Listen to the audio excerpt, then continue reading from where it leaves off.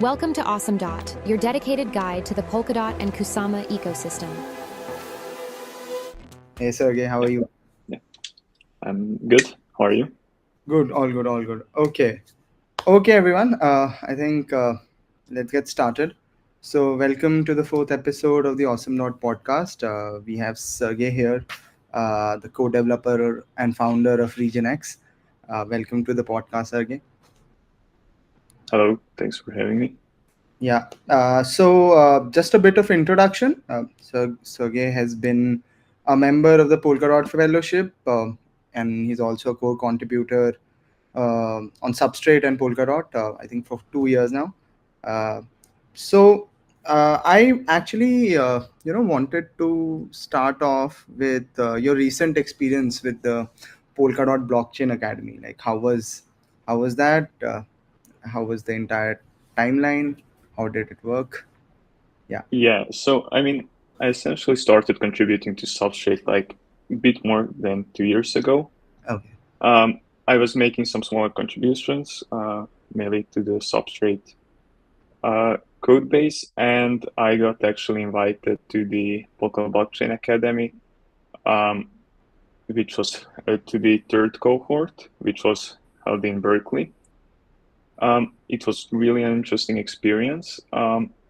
It was like a bit more than a month, I think. The whole academy was like split into several sections, and it was really starting from the basics of like cryptography, some networking, like distributed systems and other. Before it even started to talk about it, before they even introduced Polkadot and some of the things that are related to it. So it was truly an interesting experience. Definitely have learned a lot, and it did help me to gather like a better understanding of the entire system. It helped me have at least an awareness of most of the components of the Polkadot project to understand how it works and like how to start with developing something on it. Okay. And so you'll say is this more like Polkadot focused or more Rust and Substrate focused? Like, how do you define Yeah, that? yeah. It really started off from the basics. It did not mention Substrate nor Polkadot the first few weeks. They really wanted us to like first understand the basics of how blockchain systems work in general before we started like diving deeper into Polkadot and Substrate. Throughout the entire academy, we were using Rust for like the cryptography exercises and other stuff, but like we only started using Substrate, diving into Polkadot and how it works, XCM and other things later in the academy. So it's not something that we did from the start. Got it. Okay, awesome. So post that, I see that you are also a member, Polkadot Fellow. So you've joined the Polkadot Fellowship. Can you talk a bit about that? How is that like? Yeah, I actually got inducted into the fellowship before the academy. I was making some smaller contributions, so I'm there from the start. Initially, it was only on Kusama, and then they added the new governance V2 to Polkadot as well, so I got inducted there as well. I think it's really interesting to have not like really a decentralized community that's not like only part of a single company, but like anyone who is interested in the project and has made some contributions can like develop in this system and also have effect on the decision making based on the rank they have. So it's, I think, really a new approach of having like these decentralized organizations and projects. So definitely interesting to be part of that from the start. And how does one join it? Like, do you have to apply for it or they pick automatically? Yeah, you have like the manifesto that defines some basic rules and like what is expected from certain ranks. And if you believe you meet the criteria, you can maybe ask someone other from the fellowship to create like a proposal to add you to the fellowship. But in essence, you have to meet the criteria defined in this manifesto, and essentially based on that, others in the fellowship will vote whether they consider that you meet the criteria and you should be part of the fellowship at a certain rank or not. So it's the members of the fellowship at the end voting on it based on these rules defined, like the expectations from each rank. I actually wasn't, this is like the current process, but the initial process was a bit different. It wasn't happening on chain. I got inducted from the start. There was this like initial repo that where you could have created like a request to get into the fellowship, or someone else could have recommended you to join the fellowship. But now it's really like going beyond chain voting. Got it. Okay, so you have so this has been an interesting sort of getting to know you journey. I think let's move on to RegionX. So can you tell us a bit more about RegionX and why did you pick this problem to solve? Yeah, it actually like at the end of the academy, that's around the time when the new Agile Coretime model was kind of introduced. The RFC was created. It was not yet, I think, merged and accepted, but like this new model of procuring Coretime on Polkadot has been introduced. So at that time, I did find it interesting. It definitely resolved like a lot of the problems from the previous model. I will probably go into bit on the previous model, what was bad about it and what are some good things about it. So essentially, initially Polkadot had this parachain slot auction model for you to actually deploy your project on Polkadot. So like Polkadot has, of course, like limited amount of resources. So it needs to have a mechanism based on which it decides which project get to use it, and so essentially have a way of defining who gets to use this resource that Polkadot offers for validating these blocks of transactions. So it initially had like this slot auction model where like parachains could request the slot. In essence, like they would need to win this slot auction. So multiple parachains could have registered for a single slot, and they would, based on this auction, it would be determined which one gets it. And it actually had a nice property because most of them were using like this crowd loan model. True, yeah. Where the community could essentially decide which projects they would support. So it had like this nice component where community kind of votes on it and decides which projects deserve to be given the slot. But also projects could finance the slot themselves. And there is no community component in there, but in essence, many of them did use these community components to help them get the slot. In essence, the biggest problem about it was that when bidding for a slot, there is like an option to get it for like from 6 months to 2 years. And this is really a long period of time, especially if you want to test something out or see if there is demand for it. It's really a long period of time. And this isn't something that all projects need. So essentially, this is one of the problems that Agile Coretime solves. Instead of procuring Coretime on like a 6 month to 2 year period, you get to purchase Coretime like on a month by month basis. Okay. But another main problem that the Agile Coretime model resolves is that in the initial one, each parachain had an entire core assigned to them. And like one core has like some computation limits, but most of these parachains did not need do not need even remotely as much computation and validation by Polkadot because of their use case, or maybe because at the moment they do not have as much demand as they plan to have in the future. But this is something that is like specific to your project. It's not something that all projects have the same. It's definitely based on the project's needs. So Agile Coretime, it in itself does not solve this problem. So it offers Coretime in this like one by month basis, where projects can buy a single core on the bulk market for the entire next month. So it still does not solve this problem, but it allows it to be solved by providing things like interlacing. And what this essentially does is it allows for a single core to be shared amongst more projects.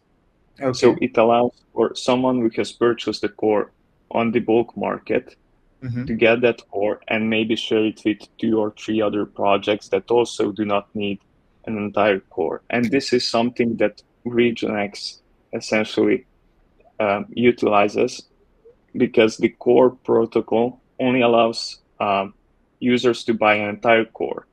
And RegionX offers a platform where these like interlaced cores can be offered to other teams. So it's essentially like kind of a marketplace where others can see, okay, this project bought an entire core, they only need half of it, and they are selling the other half for some smaller price.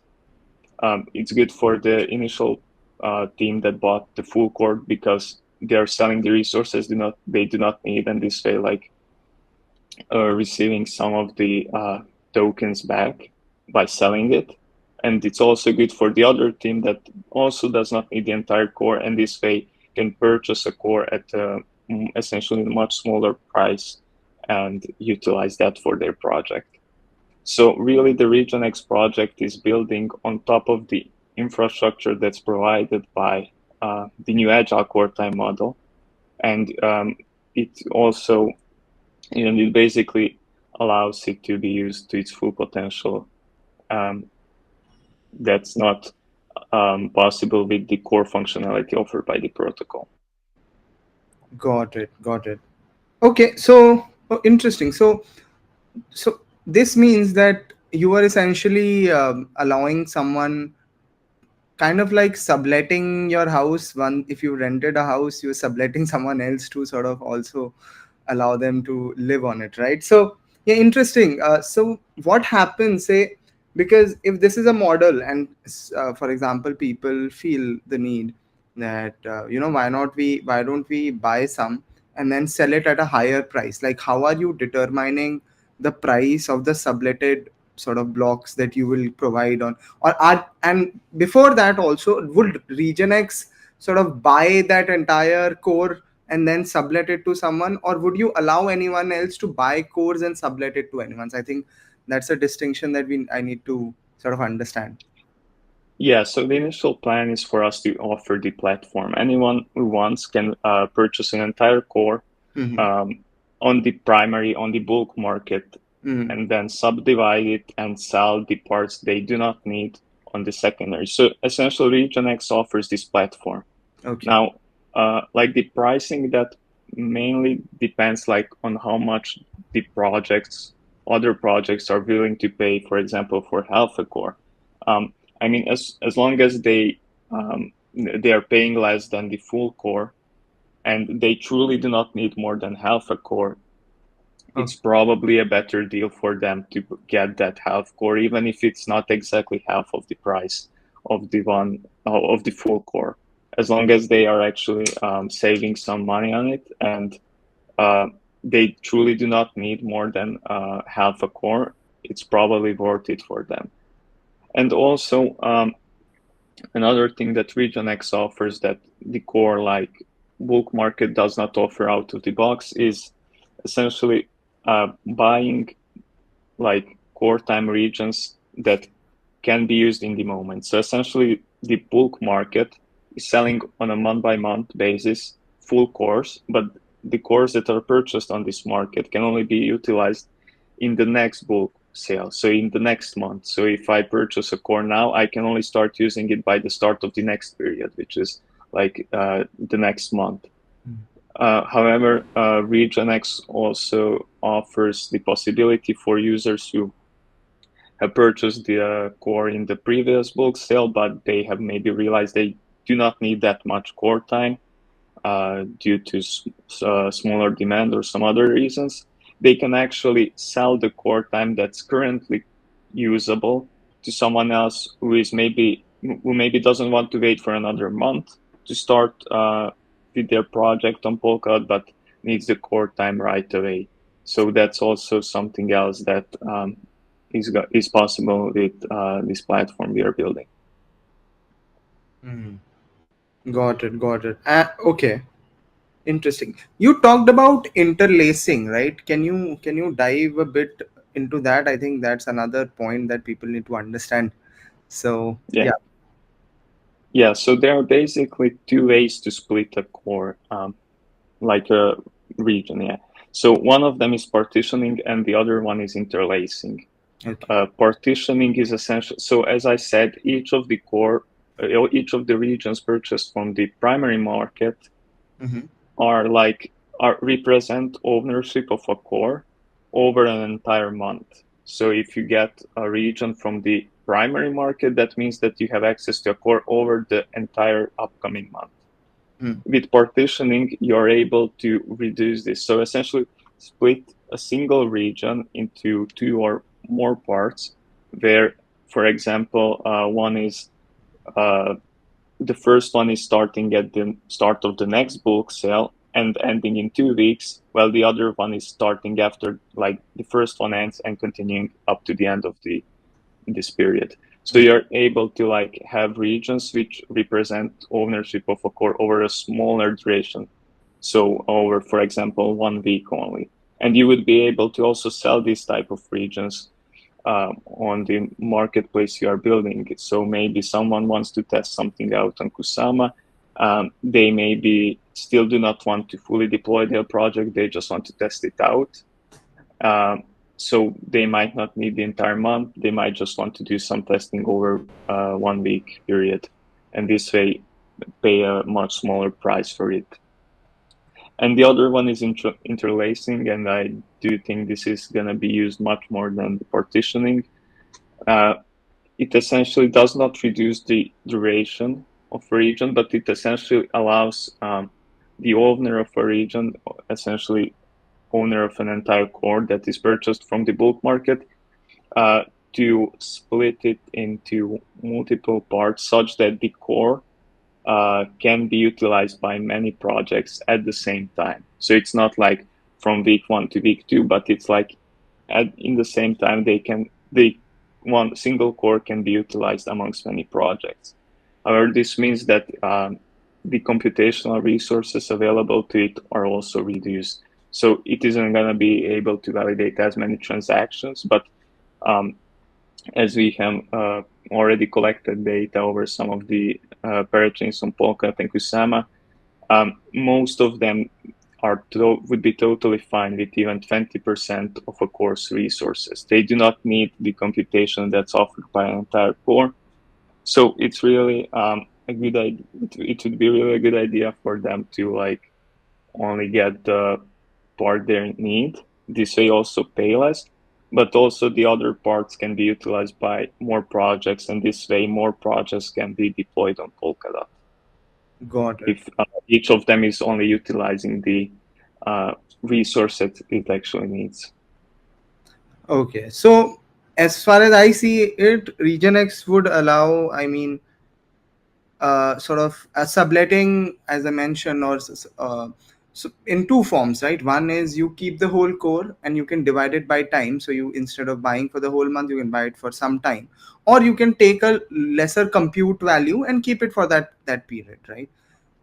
right? So Yes, exactly. got it. And would there be, how would the pricing work for compute? Would there be a different pricing? Because as we look into it, this is essentially becoming more like an AWS model, where you have like AWS essentially sort of runs this host of servers, and then you build some VMs on top of it. You can buy the whole server, use smaller virtual machines on top. So how would the pricing, like, would you set different standards, different rates for different operating prices, or like how are you planning to do that?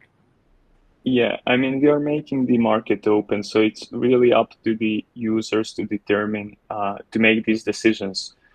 And yeah, as you mentioned, there are some similarities to the cloud model. However, there are also some differences, and based on these differences, we are adjusting the system, because essentially it is important to consider who actually needs core time in the first place. On Polkadot, currently we have parachains projects, and they have the goal, most of them have the goal to be like self-governing, decentralized entities.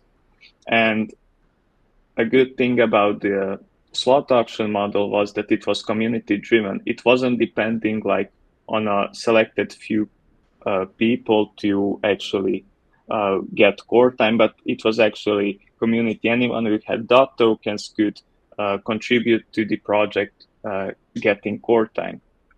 And this isn't really built into the new Agile Coretime model. It is really more similar to like a single entity, like a set of people standing behind the projects, purchasing these resources for it. Similar to maybe how like a project is purchasing resources on the cloud. It isn't really in a decentralized community manner, but it's really like the team behind the project that's making these purchases and keeping the project alive. But we are actually taking like this component from this like legacy slot auction model and kind of adjusting it to the Agile Coretime model. And we are doing this by making, you can think of it like mini crowd loans. So basically, each parachain would, at the start of the bulk period, or maybe like even before, like each parachain would first have to define like, okay, how much resources does it actually need? Does it need an entire core? Does it need half a core, a third? So basically, this could be determined by the parachain's governance, and this can change in the future, but probably isn't something that's going to change each month. This is, if there is higher demand, this can change in the future, but probably not gonna be as variable, like on a month by month basis, but less frequently. So once each parachain determines how much core time it needs, it would like post essentially like a core time order on the RegionX like parachain that we are building. And this order would specify, okay, the parachain needs like a half a core for the upcoming bulk period, so for the entire upcoming month. And it doesn't define like for what price. It's actually up to, again, the dot holders to be able to like contribute to an order. It's kind of like making core time procurement be funded by like crowdfunding. So anyone who has dot tokens could contribute to an order, and this way help the parachain get core time. However, as in the crowd loan model, I mean, if there are no incentives, maybe the team would contribute to it, or someone who is really like, someone who really needs the parachain to continue with operation would maybe contribute to it. But if there are no incentives, a lot of the users might not end up doing so. So we are also considering adding like a way for parachains to reward these contributors the same way they were rewarded in the crowd loan model. So essentially, anyone who contributes to the core time order and helps the parachain procure core time can get like a reward from the parachain for doing so. Got it. Time procurement model is more decentralized and community driven. Makes sense. So then I see this actually sort of getting a little bit affected by, market prices, and how if how would this react to to kusama, say, getting higher, right? So right now it's at a lower price, but at some point it might go higher.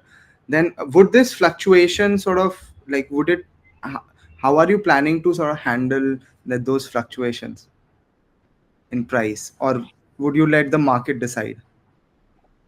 Yeah, I mean, it's up to the market to decide. I mean, it's essentially the demand is what's defining the price, and also like how much resources does Polkadot offer. Currently, it has, I know, like a bit more than 50 cores.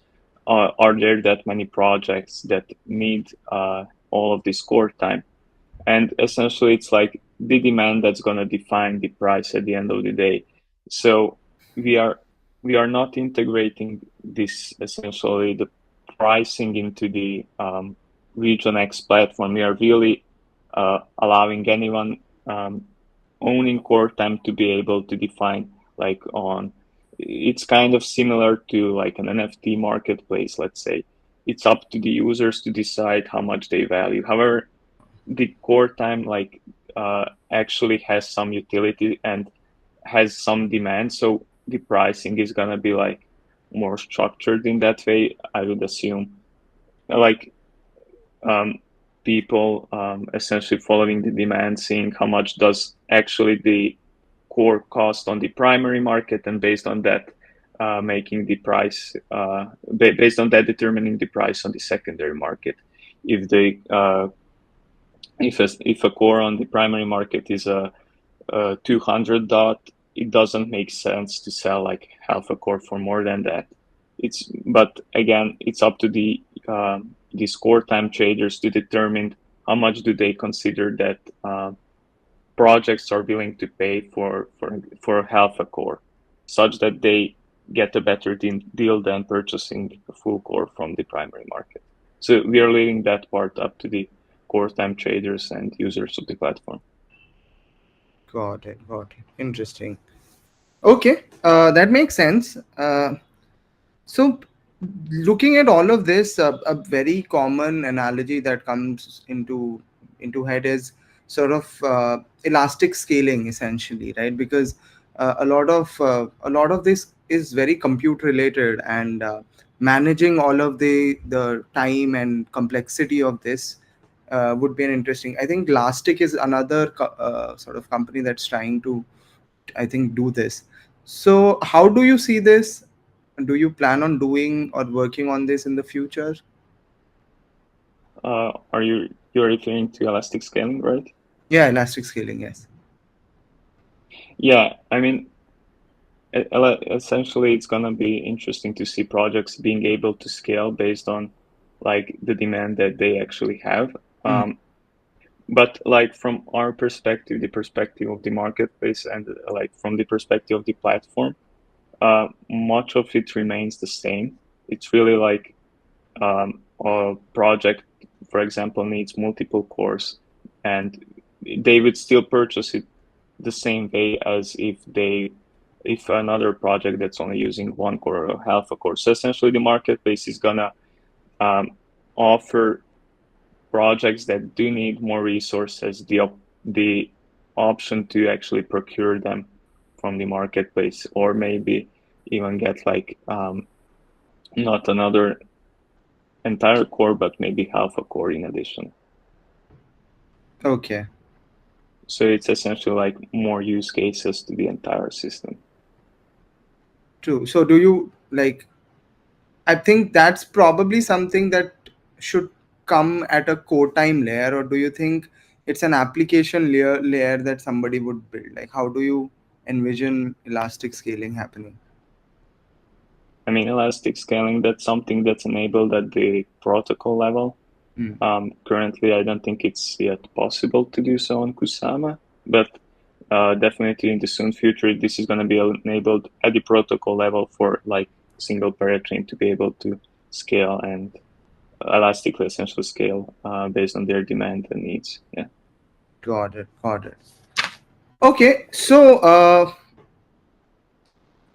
all of this sort of is quite, as we see, complex, and there are a lot of moving parts. So probably this needs to be automated somehow, right? For people to to make sure that they can utilize it to the fullest. So how, like right now I see a UI, but at some point do you plan on sort of building integrations, APIs? Yeah, Yeah, you I can mean, talk more about that. Yes. yeah, I mean, the UI is definitely not the primary way for procuring Coretime. Maybe it is at the moment, but definitely not in the future. This is something that should be automated and shouldn't be relying on someone actually going to the UI and getting the core for their project.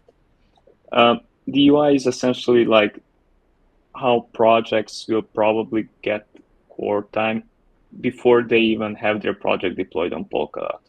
But once they do have it on Polkadot, they will be able to utilize like this order model we have that I described, like this a parachain creating an order. This is something that you're creating a module for that can be integrated into the parachain itself, and it works entirely autonomously. Of course, the parachain's governance can configure it. For example, it might need more resources. So in that case, they could maybe like adjust it based on that. But like as the system itself, it is able to function without like any human like input, but like on itself. Of course, it needs like the contributions, the crowdfunding contributions, but even the parachain itself could define, okay, each time it creates an order, it sends an X amount of tokens from its treasury to support its order, and it might not even need like the community support for that. And I mean, for the full core owners, the ones that do not actually split their core, they are able to renew it. So essentially, once they do have it, this like renewal system gives them like a way to ensure that they continuously have Coretime there as far as they pay the price for it, and also makes the price changes less variable. It's like capped, so parachains can like based on this calculate what is like the worst case scenario for the upcoming year, how much they will need to pay for Coretime if there is a lot of demand. So this is also like a way of automations for parachains that do actually have an entire core. They can rely on the renewal mechanism. And this is like the existing parachains that are already live on Polkadot. Like once they transition, they currently have a slot, but they will automatically be given like core, like ownership over a core over this new system, and they can just continue renewing it as long as they want and have the resources. Got it. Okay. So if I talk about this, I we recently had Dr. Radhakrishnan Dasari in our last episode, and he also talked about something called Jam Chain that's probably trying to come in, and like it's not there yet, but I think probably within some time. So do you think RegionX could utilize some of that, or how do you see that integration or at any level happening? Yeah, the way I look at this is that essentially, like this way, we currently like the main applications running on Polkadot are parachains, and it's like the like this model that was defined from the start. And essentially, with the Jam chain, it is gonna allow more things to run on Polkadot. It's not only meant for like this parachain kind of systems that we currently have, but essentially make it possible for different kind of systems to run on Polkadot and essentially utilize the resource it offers, like the secure, verifiable computation it offers. So I from our standpoint, this is something that just gonna increase the possibly the demand because it offers for more things to be deployed on Polkadot. It doesn't make the restrictions that we have currently. I mean, even now, a lot of systems can be defined in a way to be able to run on Polkadot, but with this, it's going to be possible to have some new applications, and there are going to be some new use cases to utilize the Polkadot, the resource Polkadot offers. So possibly increasing demand for Coretime. God, how are you looking, and what are your opinions on how the development of this entire Polkadot V2 is going? Like, do you think are we like slowing down, or do you think we are at par? Do you think we'll achieve or reach that timeline? Yeah. Yeah, I mean, usually the timelines seem quite optimistic and strict, but I think Parity has been doing pretty good progress. Like the RFC was introduced like in August last year, maybe a bit earlier, but like from that standpoint, like having it as an RFC and having it first on Rococo, now on Kusama, and soon on Polka, I essentially do think that the progress is going pretty well. The like the deadlines are sometimes maybe too optimistic, but I think overall the progress is pretty good, and I think this is being developed pretty quickly. Yeah. Got it. Okay. I Yeah, that makes sense. I think from my perspective, I feel there is a lot of discussion and there is a lot of chit chat happening overall, and I feel things are moving. Like, there are so many things that anything gets completed, and it's a good thing for us. Uh, but yeah, so I also wanted to understand a bit more about sandboxing and sort of testing before actually buying code time. Like, how do you, because either I choose a test network to deploy my or deploy my parachain on to test it out, or can you provide, or do you also would allow people to do this entire testing of buying and selling on secondary market on a test chain, and then allow them to switch between production and staging, like kind of like that? Yeah. Yeah, so we are soon looking to launch like the parachain and Rococo. So this is gonna allow like for some testing, getting familiar with the entire process of getting core time, selling core time, the order model.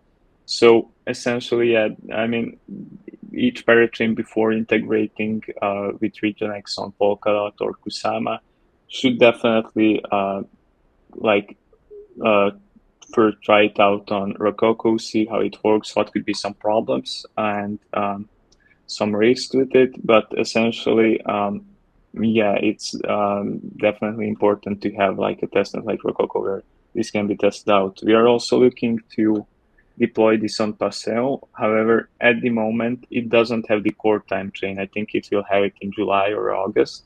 So it's like, I think, like a more stable version of like a more stable testnet.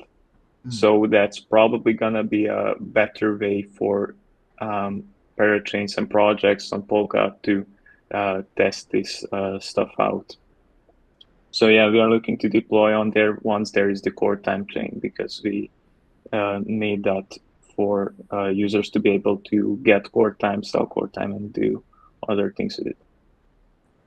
Got it. Got it. Interesting. So, okay, let's dive into the team and a little more about RegionX, and like how are you looking at things? What does your timeline look like? So, so yeah, team, right? How big is RegionX? Like, where is everyone based? Let's dive into that. Yeah, I'm currently based in Serbia. There are currently two other developers working on it as well from Canada, Vancouver. So that's like the developer team. We started like working on it, I think, at the end of last year, around November, December. Initially, we started off with like smart contract approach. However, we have transitions to like building our own parachain because it allows for much greater flexibility. Also, like better control over like XCM configuration and those kind of things. But we are looking to like have a testnet release of RegionX where users are going to be able to like sell the core time they have bought on the primary market on RegionX to someone else who doesn't need an entire core. We're looking to have this on Rococo in by the end of this month.